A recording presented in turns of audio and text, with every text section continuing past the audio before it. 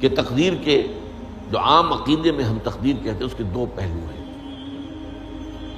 ایک پہلو ہے ما اصاب علی الانسان، جو کچھ انسان پر آتا ہے مصیبت، جیسے ابھی آیت میں نے پڑھی ما اصاب من مصیبت فی الارض ولا فی انفسکم۔ ہم ہر وقت زد میں ہیں، کوئی تکلیف آ گئی، کوئی مصیبت آ گئی، کوئی بیماری آ گئی، کوئی حادثہ ہو گیا، کوئی بچہ فوت ہو گیا، کوئی عزیز جو ہے وہ فوت ہو گیا، یہ ہر وقت حوادث ہے۔ تو جو بھی کچھ پیش آتا ہے وہ علم خداوندی میں ہمیشہ سے تھا۔ یہی وجہ ہے کہ ایک اور حدیث ہے ابن الدیلمی سے، لمبی حدیث ہے وہ، لیکن اس کے اندر جو آخری ٹکڑا ہے وَتَعْلَمَ، یعنی انسان کے نجات کے لیے لازم ہے کہ یہ بات بھی تم جان لو انما اصابک لم یکن لیخطئک وانما اخطأک لم یکن لیصیبک ولو مت علی غیر ھذا، اگر تم اس کے سوا کسی صورت پر ہوگے تو جہنم میں داخل ہو جاؤ گے، دخلت النار۔ یہ جان لو کہ جو چیز تم پر آئی وہ آنی ہی آنی تھی۔ دیکھیے ہوتا کیا ہے، کاش کہ میں اگر یوں کر لیتا تو یہ نہ ہوتا، بس یہی ایمان بالقدر کے منافی ہے۔ جو ہوا ہے وہ اللہ تعالیٰ کے ہاں تو پہلے سے طے تھا، ہونا ہی تھا۔ تمہاری کوئی تدبیر، کاش کہ میں اس وقت یہ کر لیتا، یہ لو، اسی لیے ایک حدیث میں الفاظ آئے ہیں ان کلمۃ لو تفتح عمل الشیطان، اس لو سے، کاش، اس سے شیطانی عمل شروع ہو جاتا، کاش کہ یہ ہو جاتا، کاش میں یہ نہ کرتا، کاش کہ ہو جاتا، تو یہ نہیں۔ تعلم انما اصابک لم یکن لیخطئک، تو جان لے اس بات کو کہ جو چیز تم پر آئی ہے وہ ہرگز ٹلنے والی نہیں تھی۔ کوئی تدبیر تم کر لیتے، کوئی کسی وقت کوئی ہیلا کر لیتے، کوئی تم قدم اٹھا لیتے، کچھ بھی کر لیتے، وہ تو آنی ہی آنی تھی۔ وما انما اخطاک، اور جو چیز تم سے چھوٹ گئی، رہ گئی، نہیں ملی۔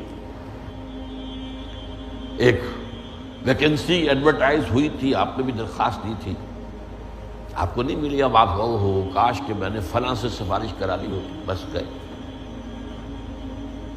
تو جو چیز چھوٹ گئی وہ چھوٹ جانی ہی تھی، اس میں قطعاً جو ہے کوئی شکل، کوئی تدبیر، کوئی سفارش، کسی طرح کا کوئی بھی ہیلا، کوئی جو ہے اس پہ کارگر نہیں ہو سکتا تھا۔ لم یکن لیصیبک ومت علی غیر ذالک، اگر تو اس کے سوا کسی کیفیت پر تیری موت واقع ہوئی، اگر یہ یقین نہیں ہے، یہ ہے تقدیر کا وہ مفہوم کہ جس کا تعلق ہے علی ما اصاب الانسان، جو انسان کے اوپر وارد ہو رہا ہے، اس کے ضمن میں تقدیر کا مفہوم کیا ہے کہ جو ہوا ہے وہ تو ہونا ہی تھا، اس میں تو کسی شک و شبے کی گنجائش نہیں، بالکل قطع اللہ تعالیٰ کا فیصلہ ہے۔ البتہ در حقیقت ایک دوسرا پہلو ہے، ما یفعل الانسان، وہ جو انسان کرتا ہے۔ یہاں آ کر یہ تقدیر کا مسئلہ بہت ٹیڑھا ہو جاتا ہے۔ آیا میرے اندر کوئی اختیار بھی ہے کہ نہیں؟ Do I have any free choice؟ یا ہر شخص پہلے سے طے ہے؟ تقدیر کا ایک عام مفہوم یہ ہے، اور اس مفہوم میں بھی بعض روایات بھی ہیں جو اس کی تائید کرتی ہیں کہ ہر چیز پہلے سے طے ہے، لکھی ہوئی۔ اور یہ جو حدیث ہم نے ابھی پڑھی ہے، یہ گویا کہ اس کی ایک مثال ہے کہ وہ جو لکھ دیا گیا تھا، فرشتے نے لکھ دیا تھا، رحم مادر میں لکھ دیا تھا، شقی او سعید، یہ بدبخت ہے یا سعادت مند ہے۔ تو ایک شخص پوری عمر نیکی کے کام کرتا رہا، آخری وقت میں آ کر کوئی ایسا حادثہ پیش آ گیا کہ وہ اہل جہنم کے سے کام شروع کر دی اور جہنمی ہو گیا۔ یا ایک شخص ساری عمر جو ہے جہنمیوں کے سے کام کرتا ہے، آخری وقت میں آ کر کوئی ایسی توفیق ملی، کچھ ایسا معاملہ ہو گیا، توبہ کر لی اور اس نے جو ہے اہل جنت کے سے اعمال شروع کر دی۔ تو یہ جو ہے علامہ اصابک کا علیحدہ بات ہے، اور علامہ یفعل الانسان، انسان کیا کرتا ہے، اس میں اس کی قدرت کتنی ہے، اور یہ ہمارے ہاں فلسفے کا بڑا مشکل موضوع ہے، اسی کا نام ہے جبر و قدر۔ ہمارے اسلاف میں بھی کچھ لوگ ایسے ہیں متکلمین میں سے، دیکھیے ہمارے ہاں ایک وہ لوگ ہیں کہ جو اس پر قناعت کرتے ہیں کہ جو اللہ نے کہہ دیا اور رسول نے کہہ دیا، اس سے آگے ہم مین میخ نہیں نکالیں گے، وہ محفوظ راستے پر نہیں۔ لیکن بہرحال انسان کو اللہ نے ایک عقل بھی دی ہے، اور یہ عقل سوالات اٹھاتی ہے،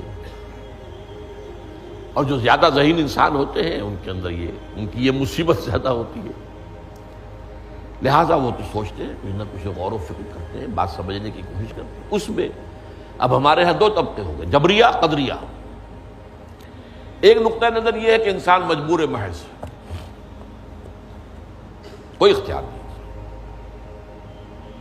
اور ایک یہ ہے کہ انسان قادر مطلق ہے، جو چاہتا ہے اپنے فیصلے میں مختار مطلق ہے، وہ فیصلہ کرتا ہے۔ انہیں قدریہ کہتے ہیں۔ تو جبریہ اور قدریہ ان کی بحثیں ہمارے یہاں، یہ وہی تقدیر کا مسئلہ جو میں نے کہا تھا، بحثوں میں آ کر الجھ جائے، آج تک حل نہیں ہوا، حل ہو سکتا ہی نہیں۔ اب اس کے ضمن میں علامہ اقبال کا ایک شعر آپ کو سناتا ہوں، وہ بہت اچھا لگتا ہے، بہت خوبصورت لگتا ہے شعر ہونے کے اعتبار سے۔ تقدیر کے پابند جمادات و نباتات، مومن صرف اللہ کے احکام کا پابند۔ اس میں انسان سے پابندی کی نفی کر دی گئی ہے، وہ صرف پابند ہے اللہ کے احکام کا۔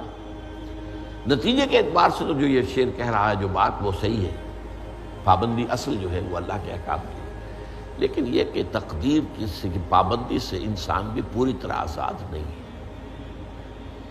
یہ سمجھ لینا کہ یہ جمادات و نباتات ہی کا معاملہ، یہ غلط ہے، یہ مبالغہ ہے۔ ظاہر بات ہے کہ شاعر جو ہے، شاعر مبالغے سے بچ نہیں سکتا، چاہے وہ علامہ اقبالی ہو، کوئی بھی ہو۔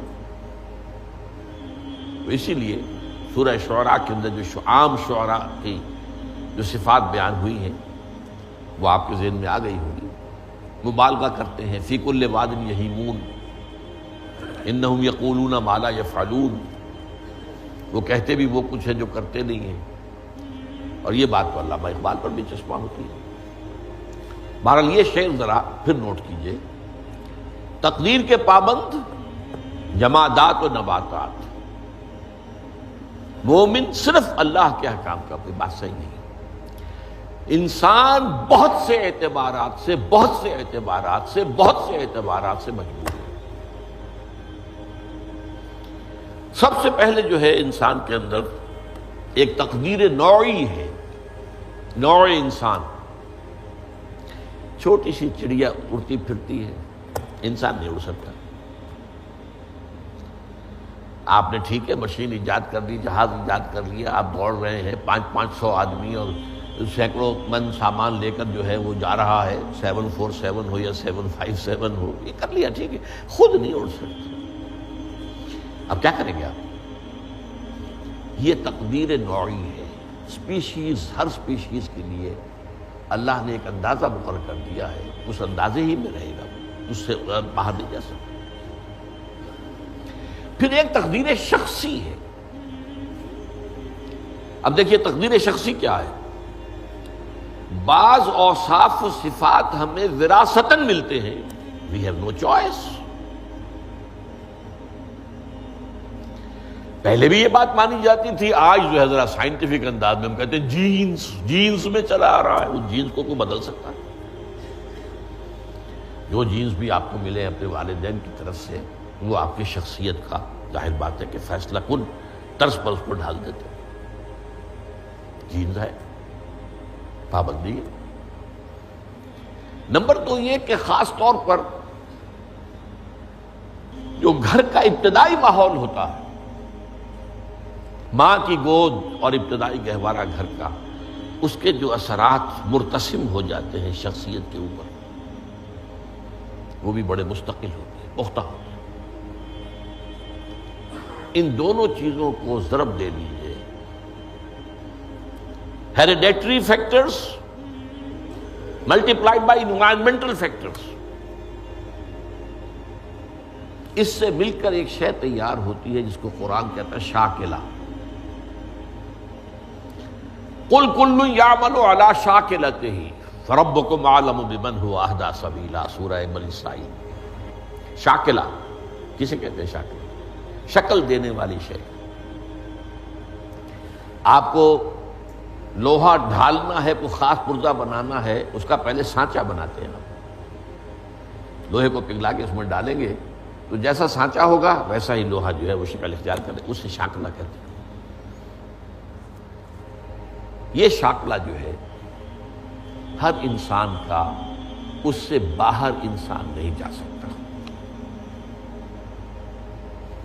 اس کے اندر اندر سٹرگل ہوگی، اس کے اندر اندر اس کی جد و جہد ہوگی، لیکن اس کا یہ مطلب نہیں ہے کہ اس کا کوئی فری چوائس ہے۔ فری چوائس ہے، لیکن وہ فری چوائس انہی حدود کے اندر کام کرے گا، اس سے باہر نہیں۔ اس بات کو مختلف احادیث میں حضور نے بہت خوبصورتی سے بیان کیا۔ ایک حدیث بڑی اہم ہے، بڑی اہم ہے۔ الناس کالمعادن، انسانوں کی مثال بھی معدنیات کی سی ہے۔ اب سونے کی معدنیات میں سے سونے کی جو اور ہے، اب پتہ نہیں اردو میں مجھے معلوم نہیں اور کا ترجمہ کیا کرتے ہیں عام طور پر، لیکن جانتے ہیں اور وہ کچی دھات جس سے کو صاف کر دیتے ہیں تو پھر وہ دھات جو ہے خالص شکل میں سامنے آ جاتی ہے۔ سونے کی اور سے سونا بنے گا، چاندی کی اور سے چاندی بنے گی، سونا تو نہیں بن سکتا، جتنا چاہے صاف کر لیں، وہ اور تو مستقل۔ الناس کالمعادن خیارکم فی الجاہلیت خیارکم فی الاسلام، جو تم میں جاہلیت کے دور میں، پری اسلامک دور میں جو بہترین تھے، وہی اسلام میں آ کر بہترین ہوئے۔ وہ اور سونے کی تھی، وہ صاف ہو گئی ہے، اور سونا جو ہے وہ نکھر کر خالص سونا بن کر آ گیا ہے، اسلام نے صاف کر دیا۔ وہ چاندی کی اور تھی، اسلام نے اس کو صاف کر دیا ہے، وہ نکھر کر چمکتا ہوا جو ہے وہ چاندی بن گئی۔ لیکن یہ کہ اذا فقہوا، البتہ پھر اس میں ایک اضافہ کیا حضور نے، جبکہ ان کے اندر دین کا فہم داخل ہو جائے، تو یہ کہ جو بہترین پہلے تھے وہی بہترین اب ہوں گے۔ اسلام لانے سے پہلے بھی بہترین ابو بکر تھے، اسلام لانے کے بعد بھی بہترین ابو بکر۔ حضور پر وحی سے پہلے بھی بہترین خاتون خدیجۃ الکبریٰ تھی، ایمان لانے کے بعد بھی بہترین خاتون خدیجۃ الکبریٰ۔ اور دوسری حدیث سنیے، عن ابی الدرداء رضی اللہ تعالی عنہ قال بینما نحن عند رسول اللہ صلی اللہ علیہ وسلم، اسی حال میں کہ ہم ایک روز ہم حضور کے پاس تھے، نتذاکرون ما یکون، اور ہم ذرا سوچ رہے تھے کیا کیا کچھ پیش آنے والا ہے دنیا میں۔ اذ قال رسول اللہ صلی اللہ علیہ وسلم، جبکہ حضور نے ہم سے ایک بات کہی، بڑی غور سے سنیے۔ اذا سمعتم بجبل ان زال عن مکانہ فصدقوہ، اگر تم یہ سنو کہ کوئی پہاڑ اپنی جگہ سے ٹل گیا تو مان لینا۔ وَإِذَا سَمِعْتُمْ بِرَجُلٍ تَغَيَّرَ عَنْ خَلْقِهِ فَلَا تُصَدِّقُوهُ، اور اگر تم سنو کہ کوئی شخص جو ہے وہ اپنی سرشت سے